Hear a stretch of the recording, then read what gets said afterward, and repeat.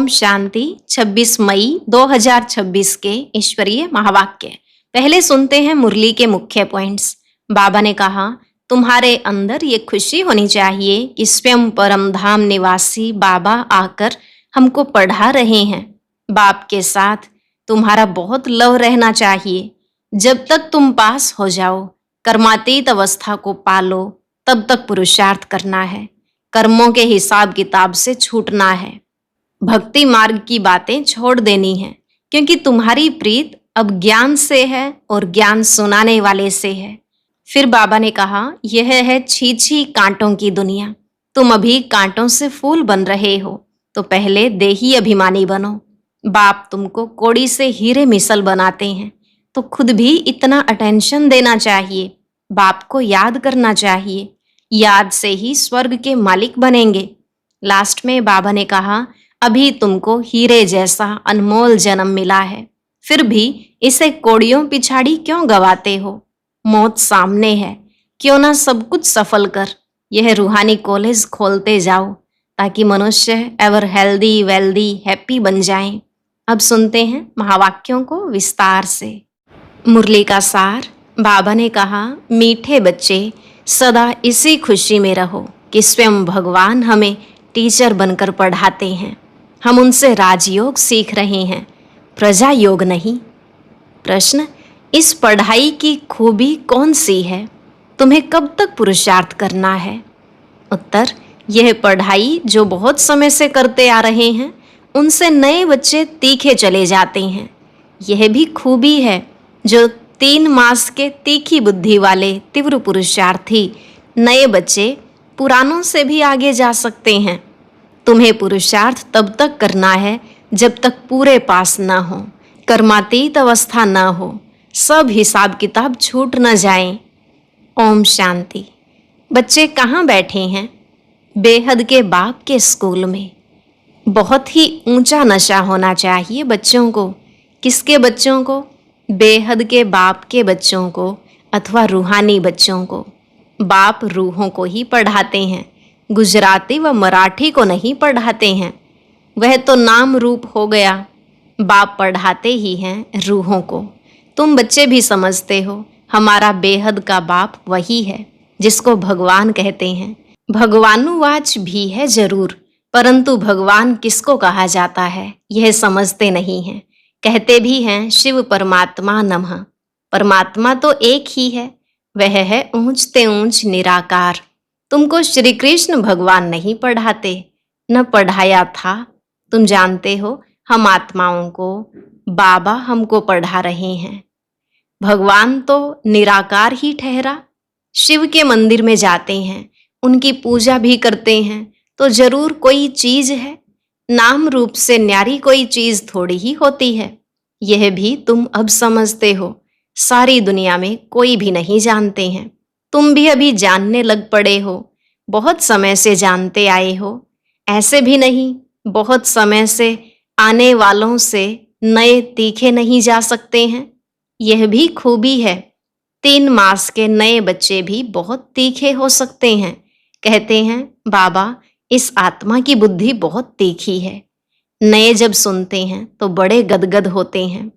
हैं तो सब गॉडली स्टूडेंट। निराकार बाप ज्ञान का सागर पढ़ा रहे हैं। भगवानुवाच भी गाया हुआ है, परंतु कब वह भूल गए हैं। अभी तुम बच्चे जानते हो, ऐसे भी कोई होते हैं जिनका बाप टीचर होता है, परंतु वह सिर्फ एक ही सब्जेक्ट पढ़ाएंगे, दूसरी सब्जेक्ट लिए दूसरा टीचर पढ़ाएंगे। यहाँ तो बाप सब बच्चों का टीचर है। यह वंडरफुल बात है। ढेर बच्चे हैं जिनको निश्चय है शिव बाबा हमको पढ़ाते हैं। श्री कृष्ण को बाबा कह नहीं सकते। श्री कृष्ण को ऐसे टीचर गुरु भी नहीं समझते। यह तो प्रैक्टिकल पढ़ा रहे हैं। तुम भिन्न भिन्न प्रकार के स्टूडेंट्स बैठे हो। बाबा टीचर पढ़ाते हैं। जब तक तुम पास हो जाओ, कर्मातीत अवस्था को पालो, तब तक पुरुषार्थ करना है। कर्मों के हिसाब किताब से छूटना है। तुम्हें अंदर में बड़ी खुशी होनी चाहिए। बाबा हमको ऐसी दुनिया में ले जाते हैं। और कोई ऐसे स्कूल होते नहीं जो बच्चे बैठे हों और समझे परमधाम निवासी बाबा आकर हमें पढ़ाएंगे। अभी तुम यहाँ बैठते हो तो समझते हो हमारा बेहद का बाबा हमको पढ़ाने के लिए आते हैं, तो अंदर में बड़ी खुशी होनी चाहिए। बाबा हमको राजयोग सिखा रहे हैं। यह प्रजा योग नहीं, यह है राजयोग। इस याद से ही बच्चों को खुशी का पारा चढ़ना चाहिए। कितना बड़ा इम्तिहान है और तुम बैठे कितने साधारण हो। जैसे मुसलमान लोग बच्चों को दरी पर बैठ पढ़ाते हैं, तुम इस निश्चय से यहाँ आते हो। अब बाप के सम्मुख बैठे हो। बाबा भी कहते हैं मैं ज्ञान का सागर हूँ, मैं कल्प कल्प आकर राजयोग सिखाता हूँ। श्री कृष्ण के 84 जन्म कहो व ब्रह्मा के 84 जन्म कहो, बात एक ही है। ब्रह्मा सो श्री कृष्ण है। यह बुद्धि में अच्छी रीति धारण करना है। बाप के साथ बड़ा लव रहना चाहिए। हम आत्माएं उस बाप के बच्चे हैं।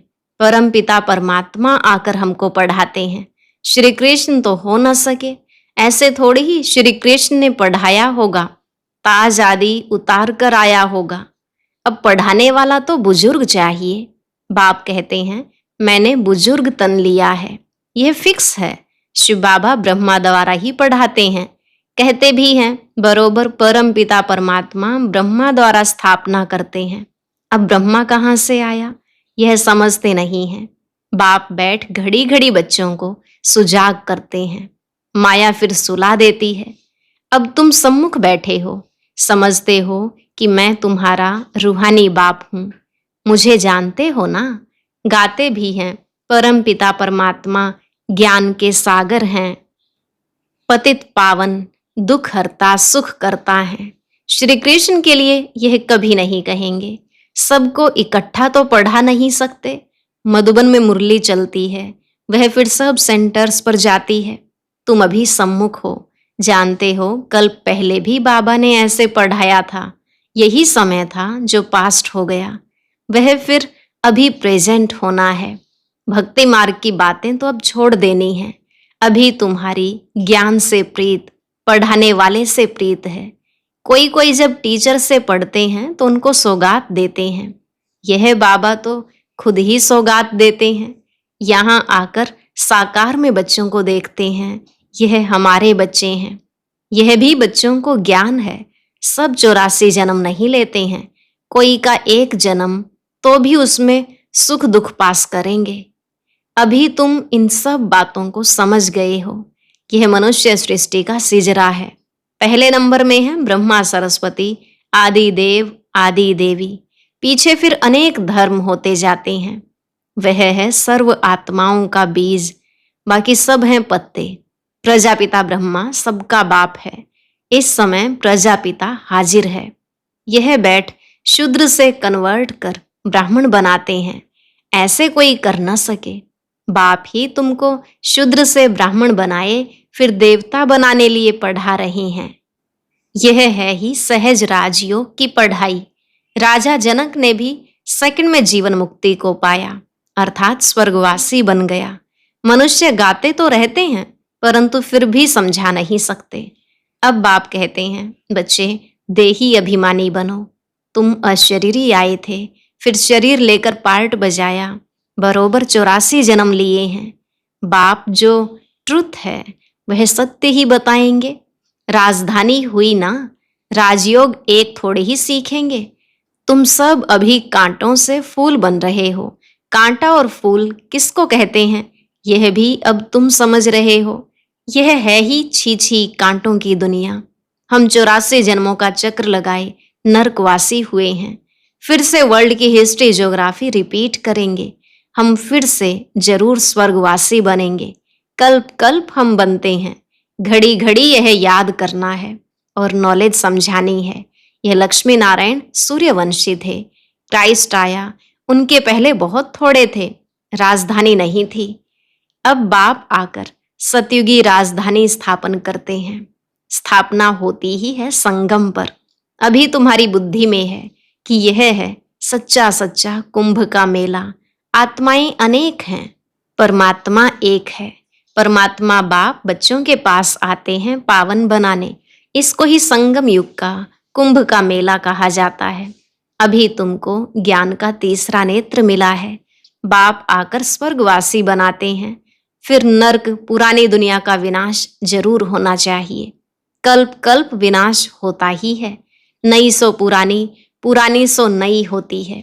यह तो जरूर होगा। नई को स्वर्ग, पुरानी को नर्क कहा जाता है।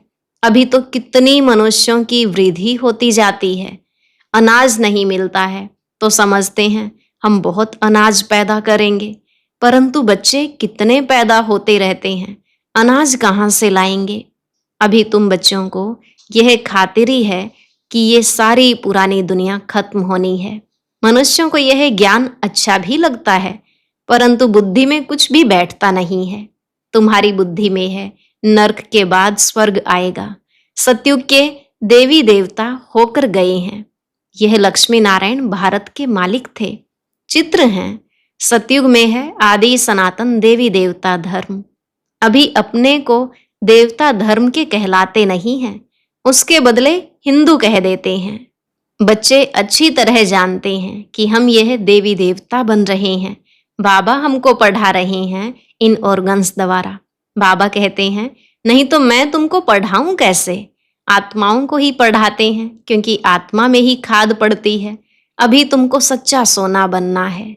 गोल्डन एज से सिल्वर एज में आए, अर्थात चांदी की खाद पड़ने से तुम चंद्रवंशी बन जाते हो। सतयुग में गोल्डन एज में थे, वही फिर नीचे उतरते हैं, फिर वृद्धि भी हो जाती है। अभी तुम्हारी बुद्धि में है हम गोल्डन, सिल्वर, कॉपर, आयरन में 84 का चक्र लगा कर आए हैं। अनेक बार यह पार्ट बजाया है। इस पार्ट से कोई भी छूट नहीं सकता है। वो कहते हैं हमको मोक्ष चाहिए, लेकिन वास्तव में तंग तो तुमको होना चाहिए। 84 का चक्र तो तुमने लगाया है। मनुष्य तो समझते हैं आना और जाना होता ही रहता है, इनसे क्यों ना हम छूटे, परंतु यह तो हो ना सके। गुरु लोग भी कह देते हैं तुम मोक्ष को पाएंगे, ब्रह्म को याद करो तो ब्रह्म में लीन हो जाएंगे। अनेक मत मतांतर भारत में ही हैं, और कोई खंड में इतने नहीं हैं।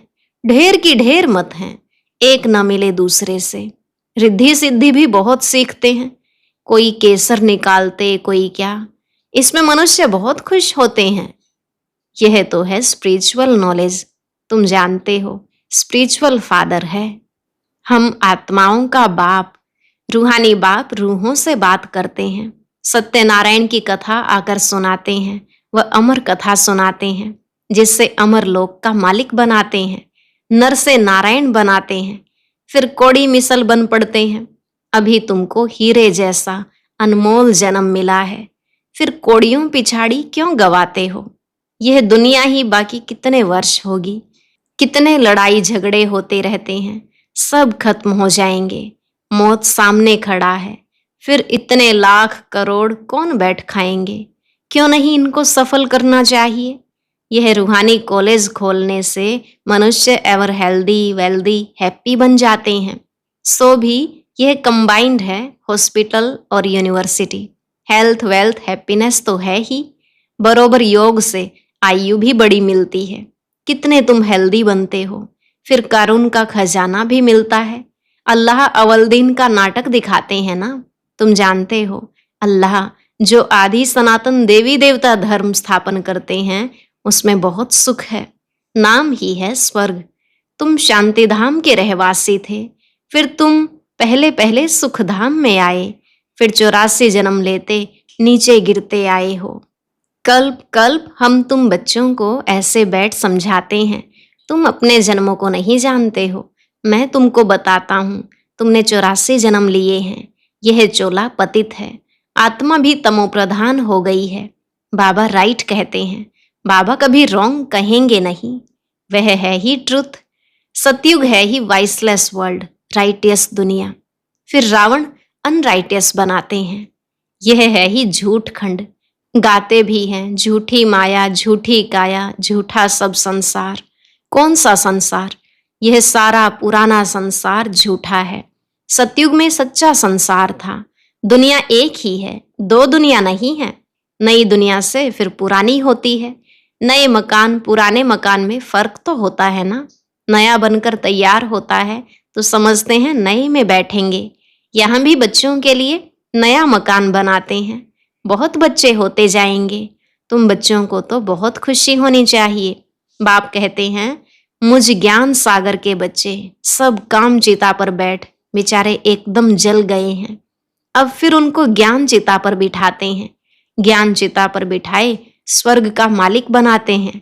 काम चिता पर बैठने से बिल्कुल ही काले बन गए हैं।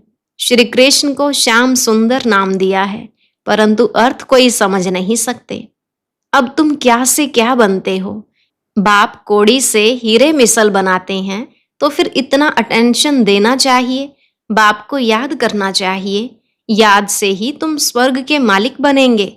अच्छा, मीठे मीठे सिकिलधे बच्चों प्रति माता पिता बाप दादा का याद प्यार और गुड मॉर्निंग। रूहानी बाप की रूहानी बच्चों को नमस्ते। रूहानी बच्चों की रूहानी बाप दादा को नमस्ते नमस्ते, गुड मॉर्निंग, शुक्रिया बाबा, शुक्रिया। धारणा के लिए मुख्य सार। पहला पॉइंट, इस हीरे तुल्य अनमोल जीवन को कौड़ियों के पीछे नहीं गंवाना है। मौत सामने खड़ा है, इसलिए अपना सब कुछ रूहानी सेवा में सफल करना है।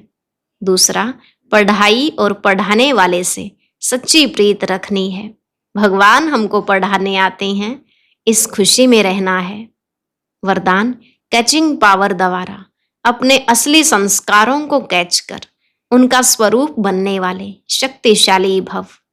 कैचिंग पावर द्वारा अपने असली संस्कारों को कैच कर उनका स्वरूप बनने वाले शक्तिशाली भव। बाबा ने कहा, पुरुषार्थ का मुख्य आधार कैचिंग पावर है। जैसे साइंसदान बहुत पहले के साउंड को कैच करते हैं, ऐसे आप साइलेंस की शक्ति से अपने आदि दैवी संस्कार कैच करो। इसके लिए सदैव यह स्मृति रहे कि मैं यही था और फिर बन रहा हूं। जितना उन संस्कारों को कैच करेंगे, उतना उसका स्वरूप बनेंगे। 5000 वर्ष की बात इतनी स्पष्ट अनुभव में आए जैसे कल की बात है। अपनी स्मृति को इतना श्रेष्ठ और स्पष्ट बनाओ, तब शक्तिशाली बनेंगे।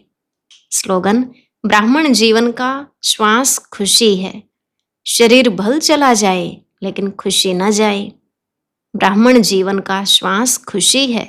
शरीर भल चला जाए लेकिन खुशी न जाए। अव्यक्त इशारे, सदा अचल अडोल एक स्थिति का अनुभव करो।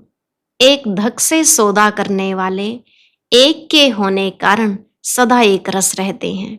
बाकी जो थोड़ा थोड़ा करके सौदा करते हैं, एक के बजाय 2 नाव में पांव रखते हैं, वह सदा कोई न कोई उलझन की हलचल में एक रस नहीं बनते हैं।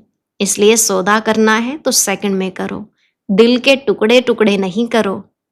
आज का अव्यक्त ज्ञान मोती सुनने के लिए ऊपर दिए गए बॉक्स पर क्लिक करें। अगर बॉक्स दिखाई नहीं दे रहा है तो ऊपर जो कॉर्नर में शो लिखा हुआ है उस पर क्लिक करें।